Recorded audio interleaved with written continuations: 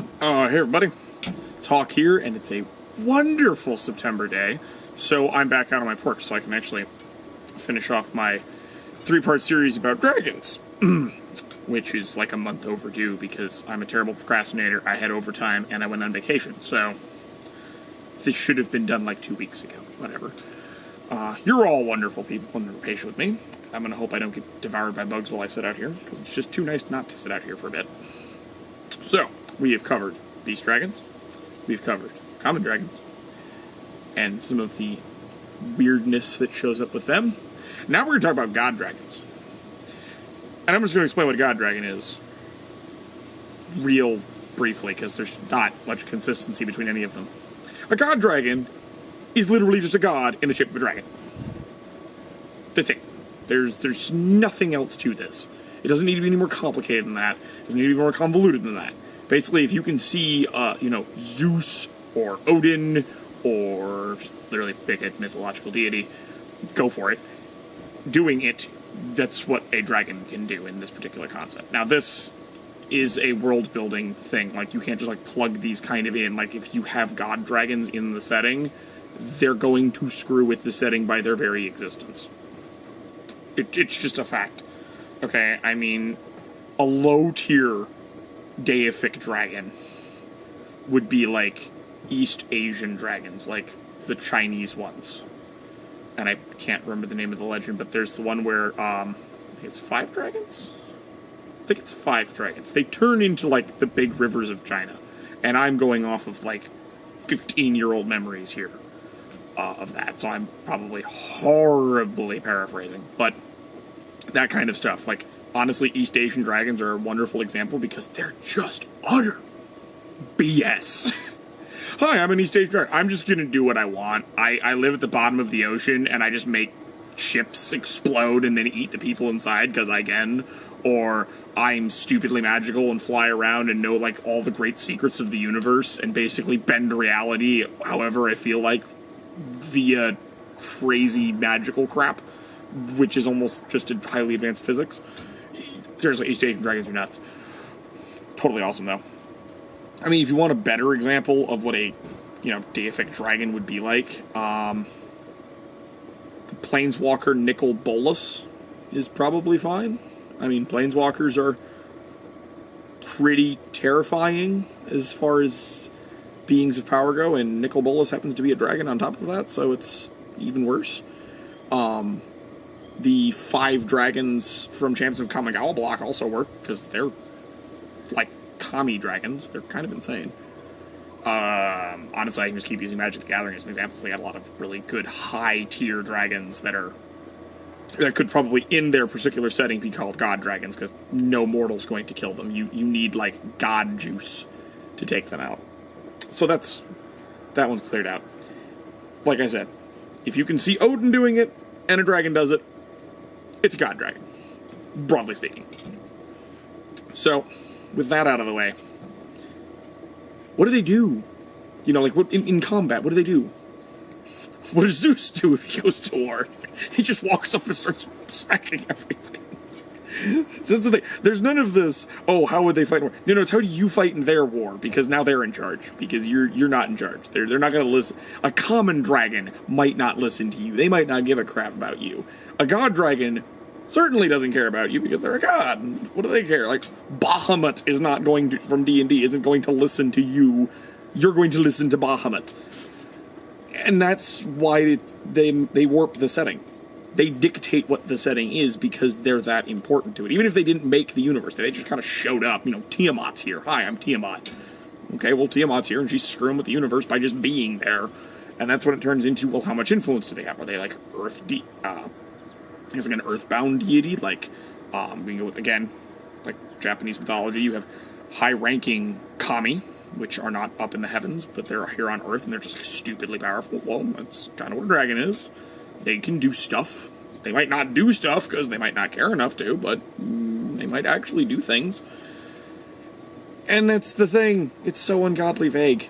There's not a lot of concrete anything to work with, because it's so setting dependent, because it depends on how powerful your gods are. I mean, to put it in I guess, the minimum power necessary is they can completely manipulate the weather over vast areas. I'm not talking like, oh, I can make it rain in a township. We're talking, no, like, I can make a hurricane, like Katrina-sized hurricane, just slam it into a coast if I really don't like you. That we're talking that kind of stuff. Massive weather manipulation is a good one. Causing massive earthquakes, just general disaster stuff works. Having utter and complete mastery over an element would work. Really, if you can see a high-level mage doing it, dial it up a notch or two, and yeah, that'd be their rough power level. And yeah, they'd be in charge of the setting. Honestly, because if the god dragon's not, like, sitting up detached from reality like normal gods, and they actually just are hanging out on, the real physical world, if they have a mind to, they're just in charge of the setting now. Because you don't get to say anything about that, because it's a god dragon. They're just going to go, nope, I don't care. Because a suitably powerful common dragon can do that. So if you get a god dragon, it's like quadruple a common dragon, so they're just going to go, no, this continent's mine now, because I said so. Well, we're going to... You don't exist anymore. Okay, who else wants to argue? No, we're good. All right, thank you. You're going to go, make me sheep, because I want mutton now, and then I'll tell you to switch in a decade, because I'm bored of mutton. They'll do what they want. And it all turns into a personality thing. I mean, you might get ones that are really nice and happen to go like, oh, I want to help you people all be really successful because it's a point of pride for me or something. Or then you get the douchebags who are just like, no, I'm going to subjugate all of you because I can. That's what it just really turns into. You now have fantasy deities that are dragons. It's kind of what happens. It's just they turn into their standard fantasy deity, which would probably on average just be more involved. I mean, think of any setting where the gods actually walk the earth and can do things. I guess a sort of suitable example is Malazan Book of the Fallen. The gods in Malazan can kind of walk around on Earth.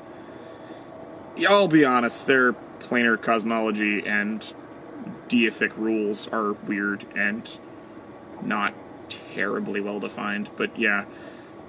Certain D&D settings have gods just able to just kind of wander around. I mean, Faerun, I guess they really can, Faerun. Faerun's is sort of, kind of, maybe thing. Greyhawk, they have a little more pull. Dragonlance has its accords that half the evil gods ignore anyway, so... Or doesn't even really have accords, I guess.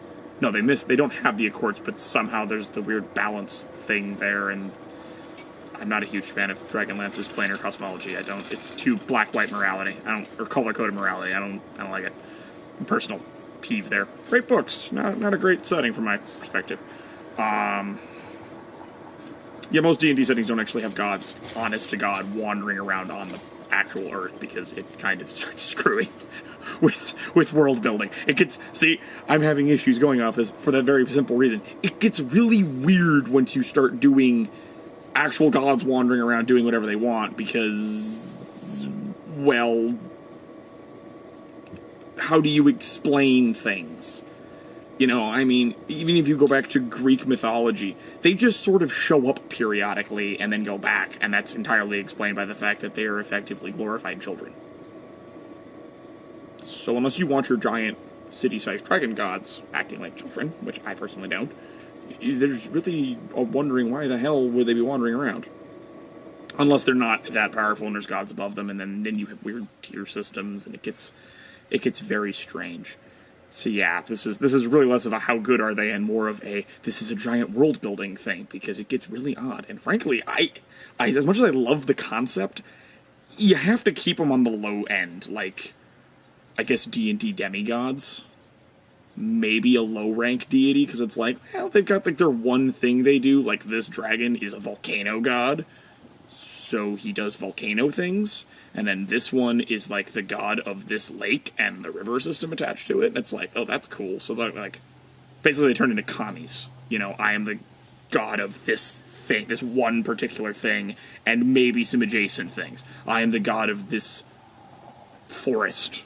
I'm the guardian spirit of this forest. Listen to me or I smack the crap out of you inside my forest, and I have complete control inside of my domain. Outside of it, I'm just a big scary dragon, which there's a lot going for that, but limits. And that's really what it comes into. What are the limits of the deific power? That's truly where this all is shaped. So if they don't have limits, then why are they a dragon? Other than it looks cool. And I mean, and honestly, if you have a god who shows up as a dragon for the sole reason of it looks totally badass, that's entirely legit. I'm just saying. Generally, showing up as a dragon is not overly helpful. I mean, if you're a god of war, it definitely is, because now you look big and scary and it makes sense. But if you're like a god of fertility or something and you're running around being a dragon, it's a little odd, unless the dragons ascended to be gods or something. Again, I'm just throwing stuff at a wall to see what sticks here, because it's a giant world-building question. And when I think of deific dragons, I think of things that are actually physical, earthbound gods. Not, I'm going to sit off in the heavens and be like a celestial dragon thing. Because once you get in the heavens, I kind of start questioning why the god has a predefined form anyway. Unless it's completely dictated by people's belief systems, which, again, turns into this massive, giant world-building question, which then begs the question, are dragons in this setting just capable of having godlike power without followers? Do followers give them a boost at all, other than an ego one? If you take away their followers, do they get weaker? Are they bound by the things their followers believe about them? That's something I like about Malazan. That is something I found really neat. The gods in there are somewhat dictated by what their followers believe. So Hood, god of death, is actually a really cool guy. Generally, he did some dickish stuff back in his youth, but he's actually a pretty cool dude, in my opinion.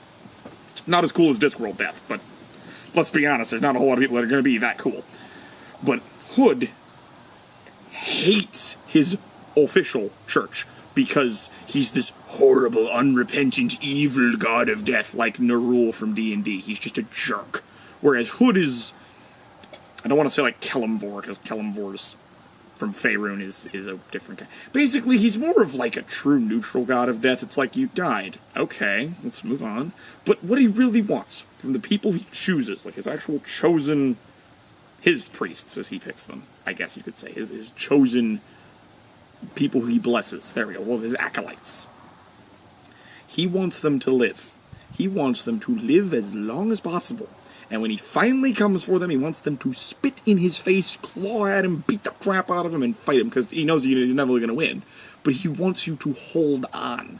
He doesn't want you to just go, well, I guess I'm dead. No, he hates that. He cannot stand that. Now, his official church is like, oh, death is inevitable, and you should fear it, and blah, blah, blah. He's like, no, I don't want you to fear death. I want you to fight death.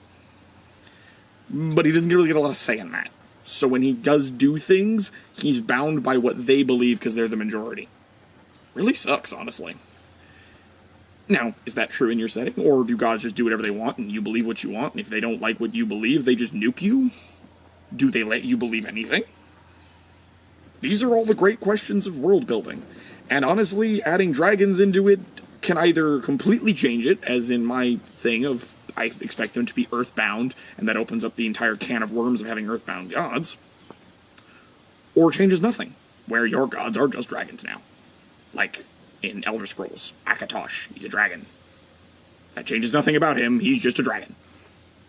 Woo, there it is.